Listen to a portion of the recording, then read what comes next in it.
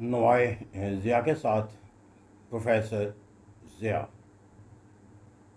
Iran और America की जंग के लिहाज से अगरचे ये कहा जाता है और एक हकीकत की भी अक्कासी इसी तरह होती है कि जंग के तबाहकुन जो पहलू हैं वो ईरान के लिए ऐसे हैं कि जिसका उसे सामना जो वो आइंदा कई दिहाइयों तक करना पड़ेगा।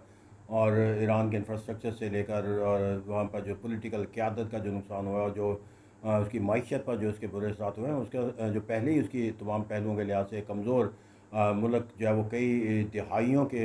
अमेरिकन पाबंदियों की वजह से बना हुआ था, उसको मज़ीद जो है उसकी मुश्किलात में इजाफा होगा। लेकिन अगर पॉलिटिकल साइंस के एक तालब इल्म के तौर पर देखूँ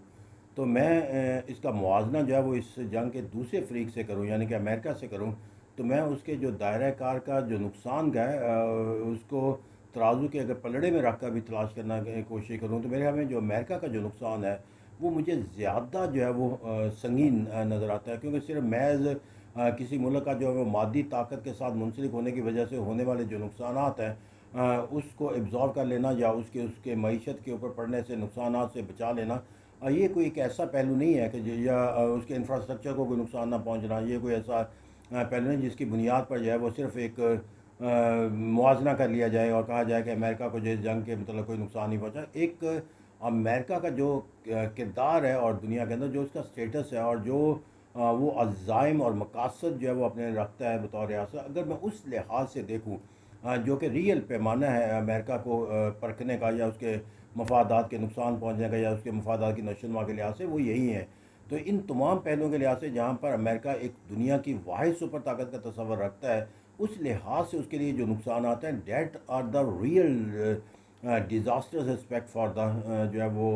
यूनाइटेड स्टेट्स ऑफ अमेरिका। और यही वजह है कि अगर मैं इस पराए में देखूँ तो मुझे जो ईरान के होने वाले इंफ्रास्ट्रक्चर और सियासी क़यादत के नुकसान है वो कोई मानी या मफहूम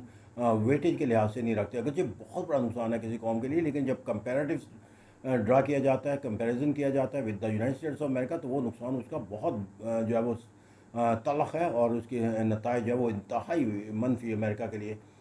पैदा होते हुए नज़र आएंगे। तो इस तरह यहाँ पर जाकर अगर मैं इसको कहूँ कि अमेरिका के जो नुकसान आता है उसके अंदर उसका एक वर्ल्ड पावर का जो स्टेटस है वो एट स्टेक है। कहा जाएगा कि एक ईरान जो है वो एक इंतहाई कई दहाइयों से जो है वो ईरान अमेरिका के जो है वो तमाम तर पाबंदियों के बावजूद जो है वो अपनी उस नौइयत की ताकत दे रखता है कि जिसके बावजूद जिसका मुकाबला वो करने के अंदर वो सलाहियत है कि वो अमेरिका के जंग का जो है मुकाबला कर सके और उसे एक अमन मुआहिदा हासिल करने के लिए जो है वो ख्वाहिश का जो है वो आइनादार बना दे। तो मैं ये किसी एक ईरान जैसे कमज़ोर मुल्क के तस्वर को रखने वाला मुल्क जब ये पहलू इख्तियार कर लेता है, उसने दूसरे मुल्क को जो है वो अमन के लिए उम्मीदवार बना दिया, तो ये एक ऐसा तफाखुर है जो ईरान को हासिल होगा जो उसके तमाम ये अमल दूसरी तरफ अमेरिका के लिए जितना तकलीफ होगा कि वो वाहिद दुनिया को सुपर ताकत का तस्वर है, उसको चैलेंज करने के लिए अब दुनिया के मार्केट के अंदर बहुत से तस्वरा दिए जाएंगे, बाईपोलर का, मल्टीपोलर का, यूरोपियन नेशन का अलहदा होने का। तो मैं जो एक disintegration from the United State concept of the super power है वो एक हमें यहाँ पर नज़र आएगा। फिर यहाँ पर जाकर जो अमेरिका के लिए जिस नुकसान का उसे सामना करना पड़ा है इसको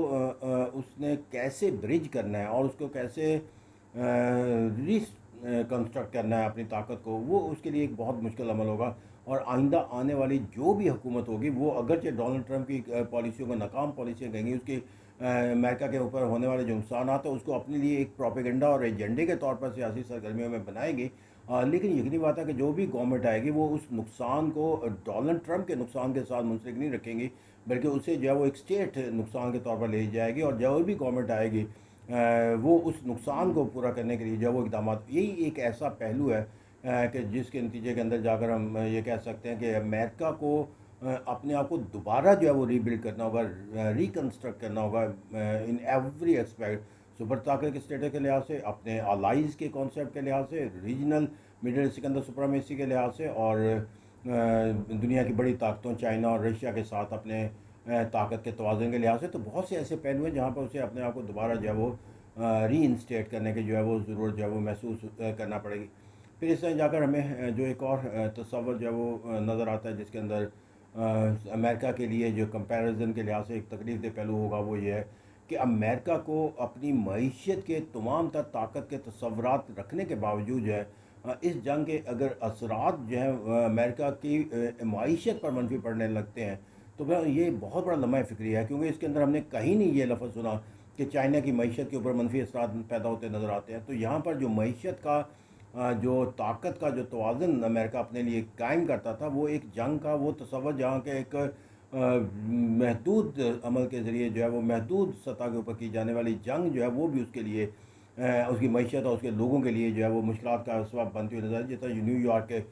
जो मेयर हैं वो बार बार कहते हुए नज़र आते हैं कि महंगाई में इजाफा होता नज़र आता है, लोगों के लिए सफरिंग में इजाफा होता नज़र आता है, और कहा जाता है कि वहाँ पर जो लाखों लोग हैं वो अमेरिका छोड़कर जो है वो अपने मुल्क वापस जाने पर मजबूर हैं, क्योंकि उनकी मईशत के अंदर उन लोगों को अब एब्जॉर्व करने की जो ताकत है, सलाहियत नहीं। तो ये बहुत बड़ा जो है वो एक दुनिया के अंदर जो है वो उस अमेरिका की जो मईशत का जो ताकत का तसव्वुर था उसको अवेपोरेट करने का जो है वो ज़रिया बनता हुआ नज़र आता है। तो ये वेपोरेशन ऑफ जब कॉन्सेप्ट हो जाता है, थ्योरेटिकली कॉन्सेप्ट बन जाता है, तो प्रैक्टिकली फिर वो जो है वो एक अमल जो है वो